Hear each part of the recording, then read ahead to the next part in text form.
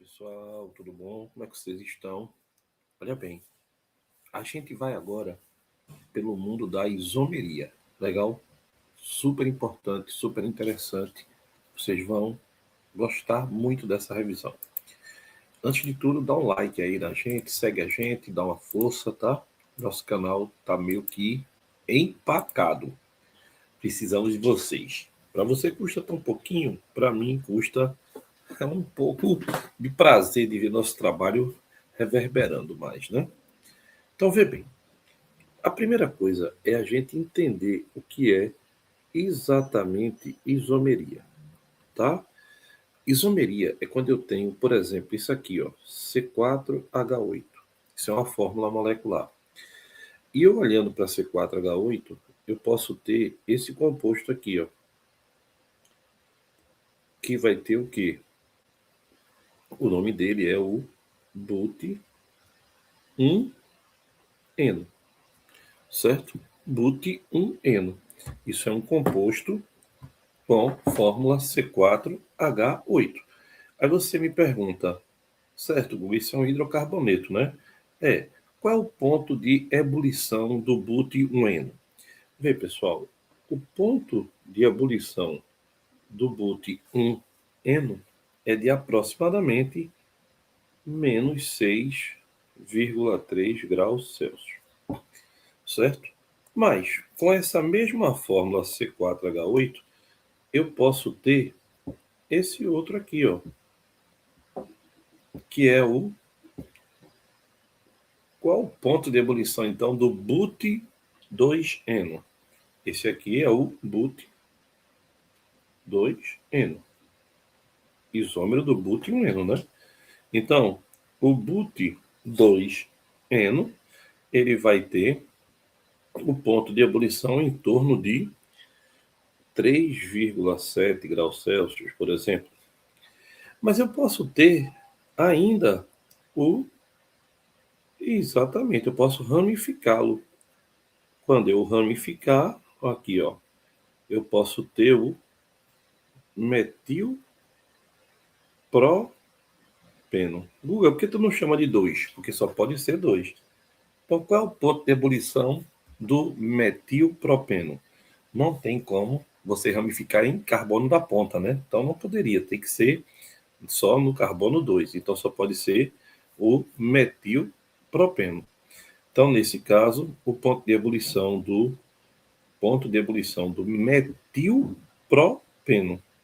metilpropeno, que é C4H8 de cadeia ramificada. Então, o ponto de ebulição dele é em torno de menos 6,9 graus Celsius. Então, pessoal, quando a gente ramifica, né, a gente vai diminuindo o ponto de ebulição dele. Outro detalhe, a gente ainda pode ter, ó, o ciclobutano, também é C4H8. Ciclobutano. Olha que interessante. Então você me pergunta assim, olha aí, e qual é o ponto de ebulição do ciclobutano? Ciclobutano também é hidrocarboneto, só de cadeia agora o quê? Fechada. Então, aproximadamente aqui, 12,5 graus Celsius. E tem o metilciclopropano. Quanto é que vai ser o ponto de ebulição dele? Olha aqui, o metilciclopropano, esse rapaz aqui, ó, metilciclopropano, tá vendo? Vai ter um ponto de ebulição de cerca de... É bem fora, né? Metilciclopropano. É bem fora da realidade, quando começa a ficar fechada a cadeia, né? Então, aqui o ponto de ebulição dele é 0,7 graus Celsius. Então, o ciclobutano, o ponto de ebulição dele é um ponto de ebulição muito fora da, né, da realidade, né? O ciclobutano. O ponto de ebulição dele é um ponto de ebulição muito elevado, né? 12,5 graus. Então, o que eu quero mostrar? Que todo mundo aí é isômero. E que tipo de isomeria é essa? Aí a gente vai ter que ver. Porque eles têm o quê? Eles têm mesma fórmula molecular, diferentes o quê? Propriedades físicas, como é o ponto de fusão, ponto de ebulição. Eles vão ter características, eles são compostos totalmente diferentes. Então, os isômeros são compostos diferentes que apresentam o quê? A mesma fórmula molecular. Então, pessoal, baseado nisso, a gente pode começar fazendo um resumo da isomeria de cadeia ou núcleo. Bora? Ó, vê. Primeira isomeria que a gente vai ver, isomeria de cadeia carbônica ou núcleo. Certo? Então, é quando eu tiver, por exemplo, aqui, ó, esse cara é uma cadeia aberta e ele é isômero de outro com a mesma fórmula molecular de cadeia, o que, pessoal? Fechada, não é verdade? Então, é aberta com fechada, normal aqui, né? Aberta com fechada. São isômeros de cadeia. Mas também pode ter isomeria de cadeia quando eu tiver o quê? Normal, como essa daqui. Olha aqui, o butano com quem? Com metilpropeno. Metilpropano, né? Então, aberta com fechada, normal com ramificada. É um caso de isomeria de cadeia, mudou o tipo de cadeia. Mas veja, não esquece, tá? Eles têm que ter o quê? Exatamente. Primeiro tem que ter a mesma função. Ambos são hidrocarbonetos, né? E diferentes cadeias. Então, a isomeria vai ser o quê? Aberta com fechada. E o quê? Normal com ramificada. Então, pessoal, esse é o primeiro caso de isomeria plana que a gente conhece. Outro caso de isomeria plana importantíssimo para a gente é a isomeria de posição. Também tem que ser a mesma função, obviamente, né? Mas tem que mudar o quê? A posição. Tem que mudar a posição de quê? Da dupla, da tripla ou do radical. Então, por exemplo, aqui, ó, o radical está em que carbono, pessoal? No carbono 3. Radical é todo carbono fora da cadeia carbônica, né? Agora aqui, ó, ele vai estar no carbono 2. Entendeu? Mas, ó, mesma pegada de cadeia. Só que agora, ó, mudou o quê? Mudou a posição de quem? Do radical. Então aqui estava no 3, aqui está no 2. Agora, podemos ter também, quando muda a posição de quê? Da dupla. Ó aqui. Aqui a dupla, ou a tripla, né? Tanto faz, a insaturação está no carbono 1. E aqui vai estar no carbono 2. Então, mudou o quê? Mudou a posição da insaturação. O que é insaturação, pessoal? dupla ou tripla, né? E ainda pode mudar a função, a posição, desculpa, a função jamais. Pode mudar a posição da função. Aqui, ó. O OH está no carbono 2. E aqui, ó, o OH está no carbono 1. Certo? Então, aí é quando a gente muda a posição da dupla, da tripla, do radical ou do grupo funcional, mas tem que ser a mesma função.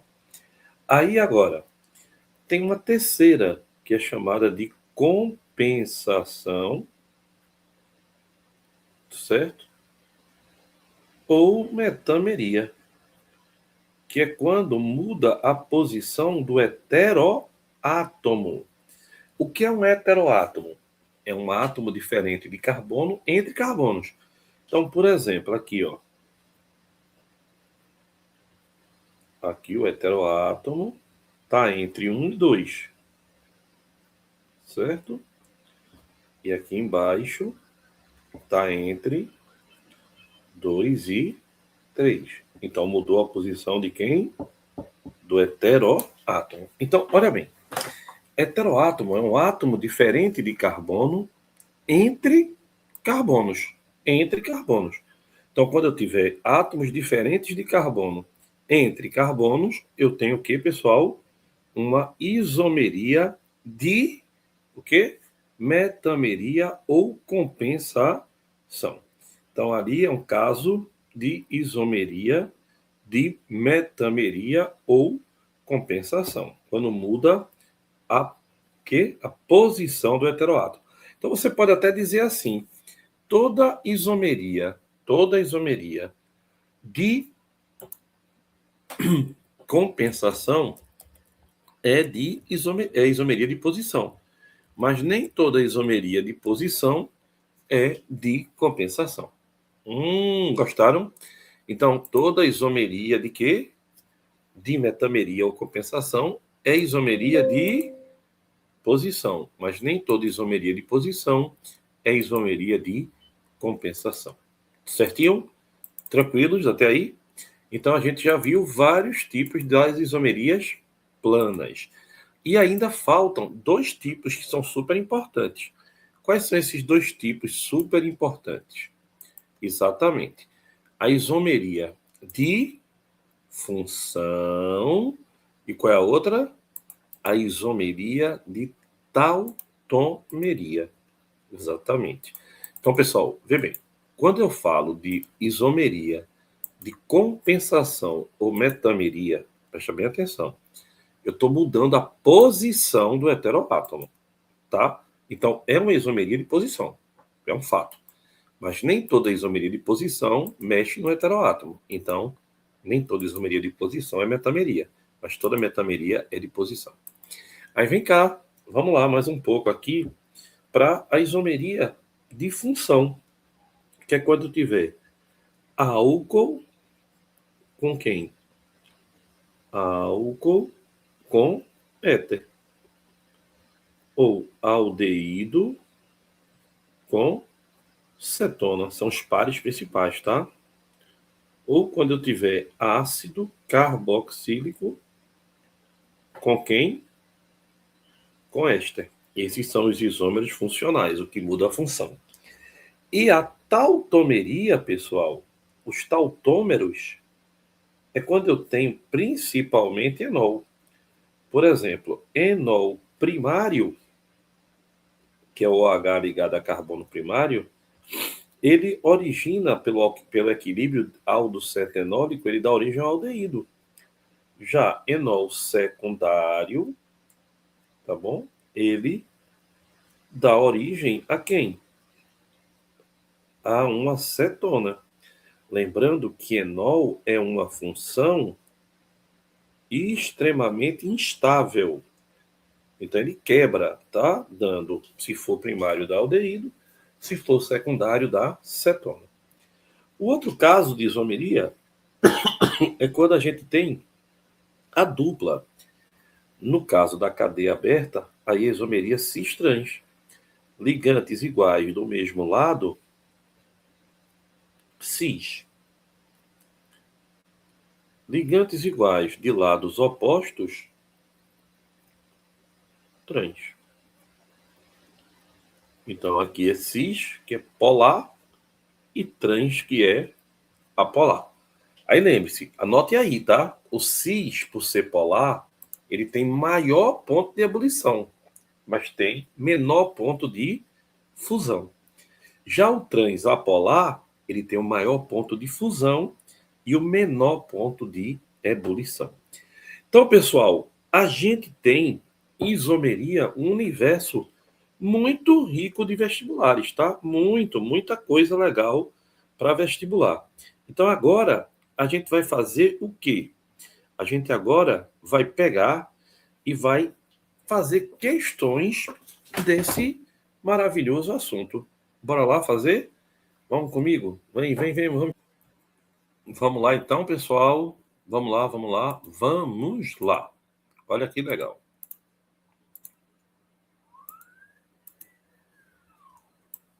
Ó, pessoal, quando você tem a luz girando em um único plano, a gente chama isso de luz polarizada. Já ouviu falar?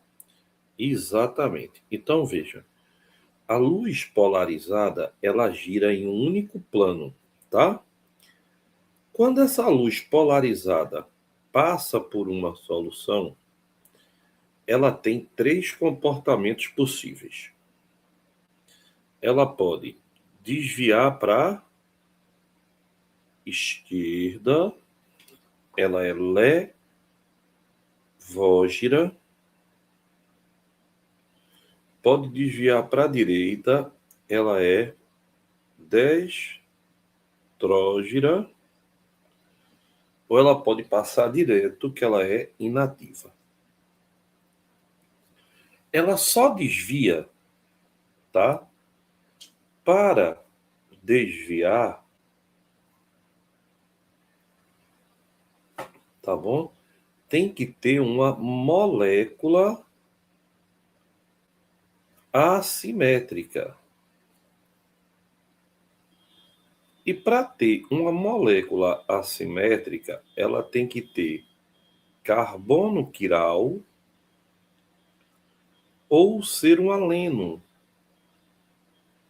que é quando tem duas duplas no mesmo carbono. Aí transforma essa molécula, você não consegue dividir ela em partes iguais, ela é uma molécula assimétrica.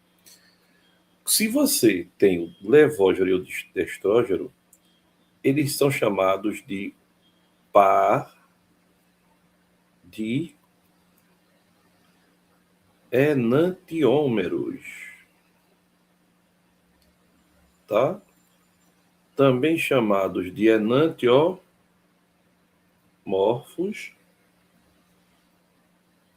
ou antipodazóticos. Um é a imagem especular do outro que não se sobrepõe, como a mão não se sobrepõe à outra. Você não calça uma luva esquerda na mão direita. Então, baseado nisso, a gente tem aqui talidomida, é um sedativo leve e foi muito utilizado no tratamento de náuseas comuns no início da gravidez. Quando foi lançada, era considerada segura para o uso de grávidas, sendo administrada como uma mistura racêmica composta pelos seus enantiômeros RS. Entretanto, não se sabia na época que o enantiômero S leva a malformação congênita, afetando principalmente o desenvolvimento normal dos braços e pernas do bebê. Essa malformação congênita ocorre porque esses enantiômeros reagem entre si? Não. Não podem ser separados? Podem ser separados. Os isômeros óticos, eles têm as propriedades biológicas diferentes. As outras são praticamente todas iguais, tá? Letra C. Não estão presentes em partes iguais? Podem estar. Aí a gente chama de mistura racêmica ou racemato, tá? Interagem de maneira distinta com o organismo, verdade? Eles vão interagir de forma totalmente diferente. São estruturas com diferentes grupos funcionais. Não. Então não esqueça, tá? Os isômeros ópticos, eles têm propriedades semelhantes. Então, o que vai alterar são as propriedades, o quê? Biológicas. Um funciona como remédio, o outro pode funcionar como uma droga que pode levar à morte ou à má formação congênita. Vamos embora? Vamos fazer outra.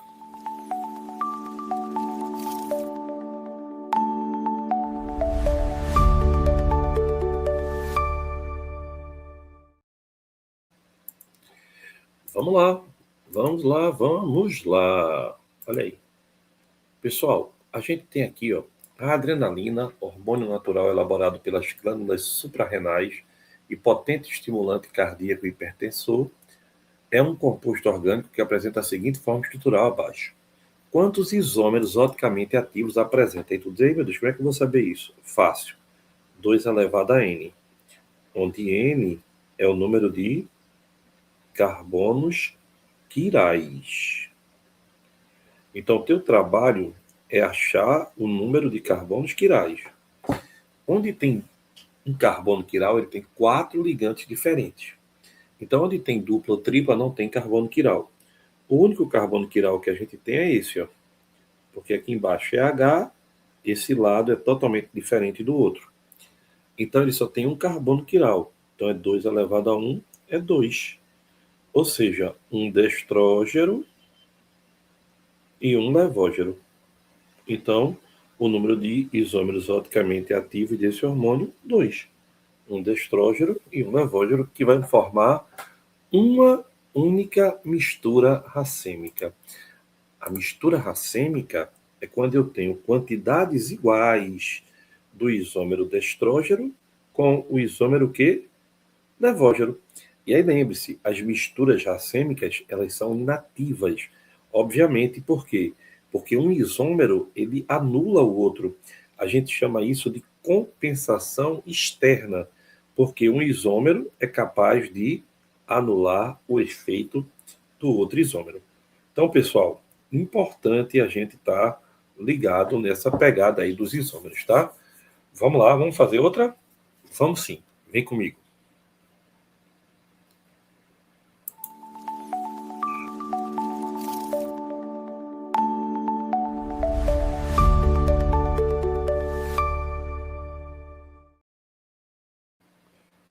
Vamos lá.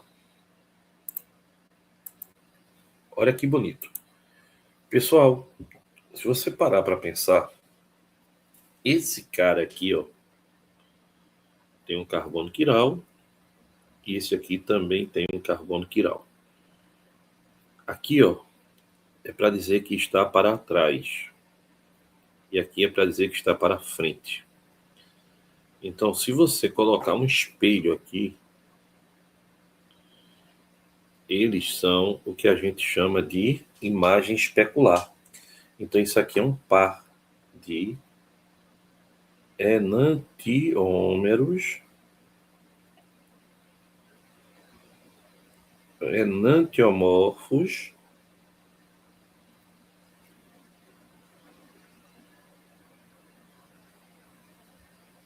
ou antípodas. Concorda?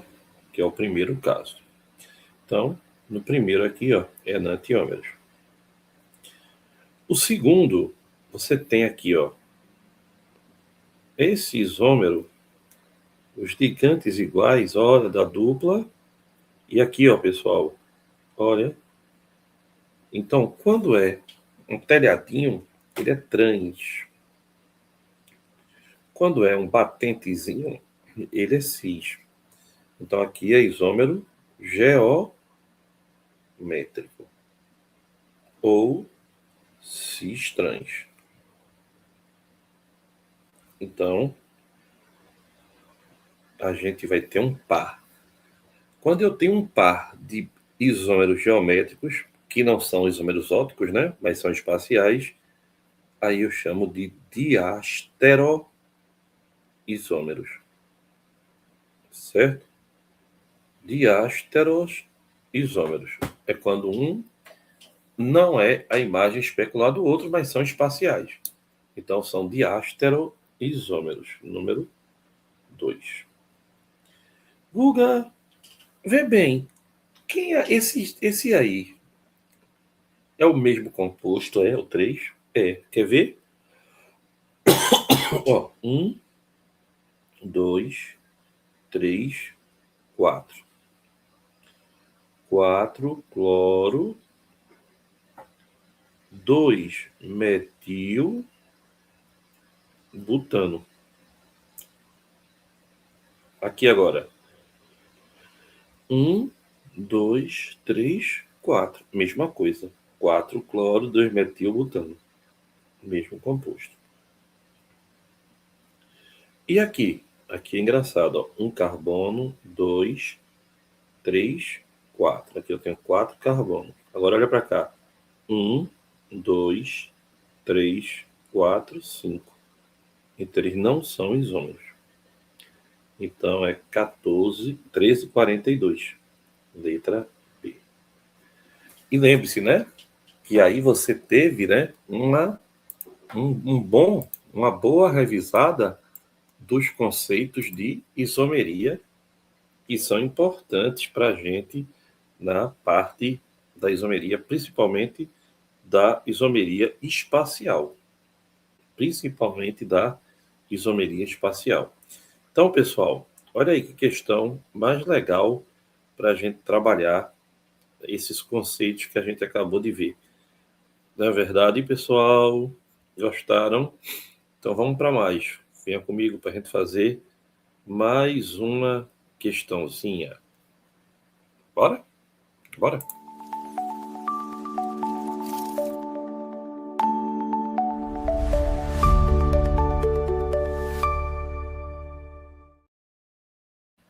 Vamos lá, fazer mais uma questão para deixar você mais dentro do assunto. Vem comigo. Muita gente me pergunta assim, Guga, eu tenho que saber nomenclatura?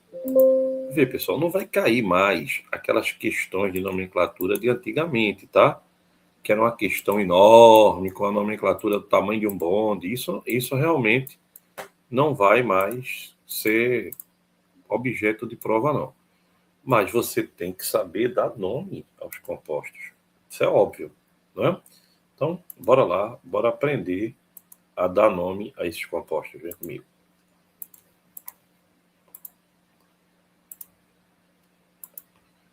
Vê como é que pode cair. Dentre as opções abaixo, indica que não apresenta estereoisomeria. Veja, letra A.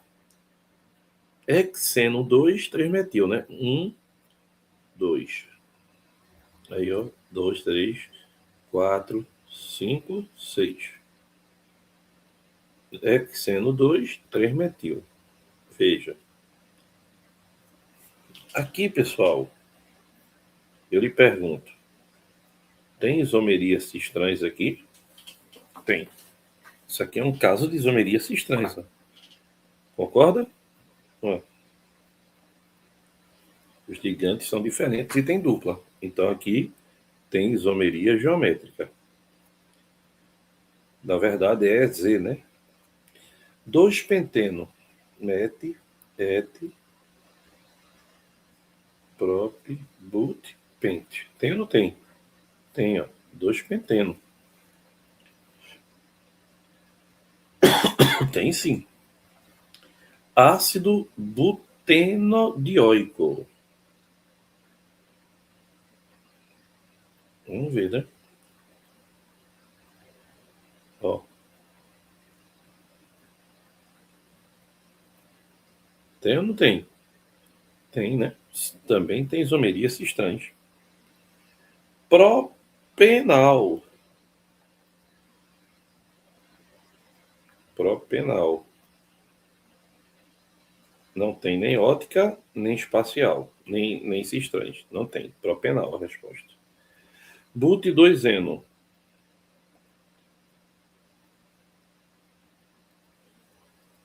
Tem sim.